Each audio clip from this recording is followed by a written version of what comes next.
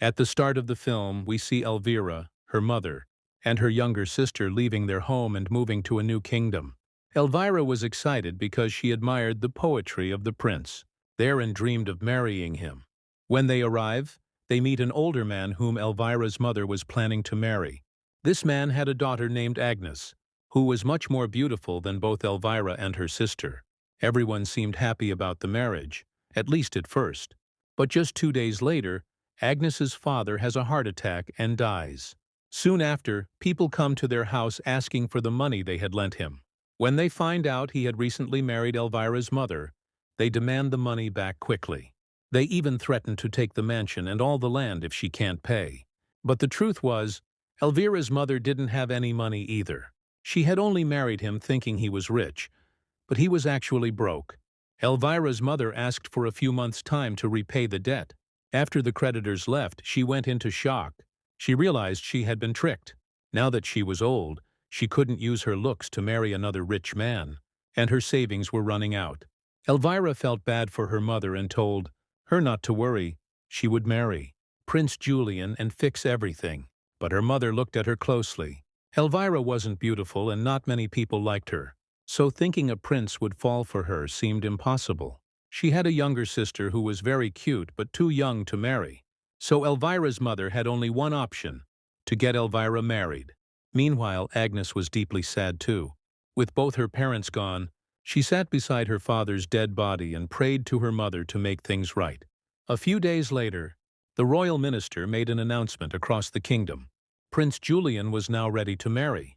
In 4 months, a special ceremony would be held, where girls from all over the kingdom could participate.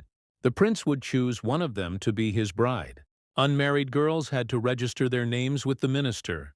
It was more like a contest. Everyone had 4 months to become their best version. From Elvira's house, both Elvira and Agnes registered. But Elvira's mother knew the prince would never choose an average-looking girl like Elvira. She decided to make Elvira perfect at any cost and took her to a plastic surgeon. She planned to enhance Elvira's beauty through surgery. She didn't have enough money to pay for the surgeries, but promised the doctor that she would pay after Elvira got selected. The doctor said he would work on Elvira's eyes, nose, teeth, and chest. First, he removed her braces using a scary-looking tool, causing Elvira a lot of pain. Before she could recover, her second session began. This time, the doctor worked on her nose. He cut it from the center, reshaped the bone, and made the sides narrower. He then fixed a strange metal mask over it to help it set into the new shape. It was a very painful process, but Elvira went through it all, hoping to become beautiful. Along with surgery, she also had to learn royal manners and dancing. So her mother sent her to a special finishing school. At this school, Agnes had already enrolled. Miss Sophie, the teacher, introduced herself and her assistant. They would teach walking, talking, posture, and ballroom dancing. But only 16 girls would be selected for the final ceremony. Training began. Day after day, Miss Sophie noticed that Agnes was ahead of everyone, including Elvira. She was graceful, well-mannered, a great dancer, and naturally beautiful. So Miss Sophie put Agnes in the front row and pushed Elvira to the back, where less attractive girls stood. Back at home, Agnes asked Elvira's mother to conduct her father's funeral. His body was beginning to rot. But Elvira's mother coldly said she had no money for the funeral. She wanted to save everything for Elvira. The funeral would only happen after Elvira got selected. Hearing this, Elvira understood how much her mother was counting on her. That's when she decided to try even harder to succeed, and slowly began improving. After 40 days of training, the list of 16 selected girls was announced. Elvira was shocked to see Agnes's name at the top and her own name at the very bottom. Everyone was surprised Elvira was even on the list because her nose was still wrapped in bandages, ruining her looks. Training for the final 16 began. During a dance session, Elvira couldn't keep up with Agnes, so Miss Sophie pushed her to the back again. Miss Sophie even told her bluntly that she wasn't selected because of her talent, but because her mother paid money. Elvira felt very hurt. She realized she didn't have the qualities to truly impress anyone. At home, her mother called in a designer to make her the perfect dress, but when the designer saw Elvira, He said she was too fat. To wear a beautiful dress, she had to lose weight. So Elvira's mother put her on a strict diet of only lemon water. The next day, Miss Sophie met each of the 16 girls, one by one, to talk to them and understand their inner personality. Agnes once again stood out as the best. She later talked to Elvira and began to feel bad for her. Despite being mocked and insulted by everyone, Elvira kept going, working hard every day with the hope of being chosen. Miss Sophie noticed this too, and secretly gave Elvira something to help her lose weight quickly. It was a tapeworm egg. Sophie told Elvira that if she ate it, she would stop gaining weight no matter how much she ate. Once she married the prince, she could kill the worm by taking an antidote. Elvira believed her. She showed it to her younger sister, who was worried and warned her not to take it. But Elvira was desperate. She wanted to marry the prince at any cost, so she ate it. Meanwhile, Prince Julian came to their area for a hunting trip. Seeing him made Elvira dream even more about marrying him. But later that day, she saw Agnes spending time with a servant. Angry, she ran home and told her mother. Elvira's mother got furious. She beat Agnes and did something even worse. She made her a maid in their house and told her to stay locked inside. Elvira was secretly happy. She had eaten the tapeworm, and now her strongest rival, Agnes, was out of the way. Elvira secretly eats a lot of food that Agnes brings her. Agnes doesn't want Elvira to lose too much weight, so she keeps helping her. 3 months pass. Finally, the mask is removed from Elvira's nose. Her surgery was a success. Her nose now looks perfect, and she appears more beautiful than before. Elvira gets excited for the upcoming ceremony, while Agnes continues doing chores like a servant, even milking the cow herself. Seeing Agnes in this condition gives Elvira a strange sense of satisfaction. Later, Elvira's mother takes her back to the plastic surgeon for another painful procedure. This time, the doctor puts artificial eyelashes on her using threads and needles, so her eyes stay bandaged for days, making her look very strange. Then she has breast surgery. All these procedures make her very weak. Elvira feels constantly hungry now and asks Agnes for more food. Even though Elvira's mother has told her not to, Agnes still secretly gives her food.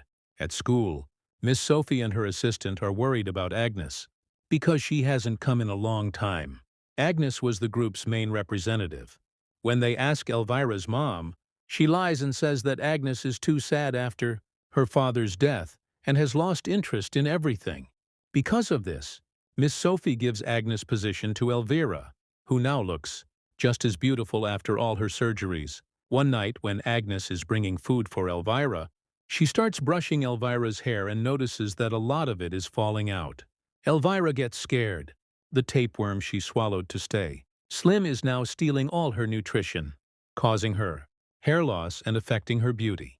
When Elvira's mom finds out that her daughter has been selected as the opening performer at the ball, she gets a fancy new dress made for her, much better than the first one. Agnes comes to see them, but everyone treats her badly, because they're jealous of her natural beauty. While fitting the dress, the designer also sees Elvira's hair is falling, so he makes a wig for her to hide it. Agnes, determined to go to the ball too, finds her mother's old gown. It's beautiful and expensive, because her mother was once the richest and most admired woman around. When Elvira sees the gown, she gets jealous and tears it apart. Agnes is heartbroken and takes the ruined dress to her father's decaying body, crying with no hope left. Just then, her real mother's spirit appears in a glowing light. Seeing her daughter's pain, she gives her magical shoes, like in Cinderella, and tells her the same rules. The shoes will turn a pumpkin outside into a carriage and take her to the ball, but she must leave before midnight, or everything will go back to normal. There's one more condition. Agnes must keep her face hidden. Agnes is happy. As she leaves, the worms from her father's corpse magically weave her dress back together. Finally, the night of the ball arrives. Elvira performs first, and everyone is mesmerized by her looks, though they don't know it's all fake. Prince Julian sees her and picks her as his dance partner. Things are going exactly as Elvira planned. Elvira's mother also starts getting attention from the nobles. But then a mysterious girl in a blue gown and a mask walks in. Her presence is magical, and everyone, including the prince, is drawn to her. He leaves Elvira and starts dancing with the masked girl, Agnes. As they dance, the prince leans in and her mask comes off. Elvira recognizes her instantly. Agnes runs away, knowing Elvira will try to stop her.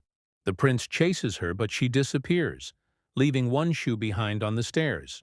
The prince picks it up and announces that whoever the shoe fits will become the future princess. Elvira returns home angry. She knows the girl was Agnes and wants to steal the shoe to claim the prince. She beats Agnes and takes the shoe. But it doesn't fit. Her foot is too big. In her desperation, she cuts off her toes to make the shoe fit and faints from the pain. Her mom and sister find her. The sister says, "Elvira cut the wrong foot. The prince's shoe was for the other foot." Driven by greed, Elvira's mom cuts off her other foot while she's unconscious. Her sister is horrified, realizing their mother has gone mad with greed. Elvira lies in agony. 2 days later, she hears an announcement. Prince Julian is coming to try the shoe on every girl. Elvira tries to get up but can't even stand. She falls from her bed and crawls to the stairs, only to fall down again. From the floor, she sees Agnes, wearing the same gown she once destroyed, now more beautiful than ever. The prince arrives and asks everyone to try the shoe. It fits Agnes perfectly. He realizes she was the girl at the ball and decides to marry her. Elvira is left sobbing in pain. She had suffered so much, but it was all for nothing. Her sister, feeling sorry for her, gives her the antidote Miss Sophie had provided to kill the tapeworm. Elvira vomits and the worm comes out. Her sister pulls it out, and Elvira finally begins to recover. Then, the sister helps Elvira escape. She makes her wear warm clothes and says they must run away, because their greedy mother might hurt them again. The story ends as the two sisters leave the palace, hoping to live a better and more honest life away from their cruel mother.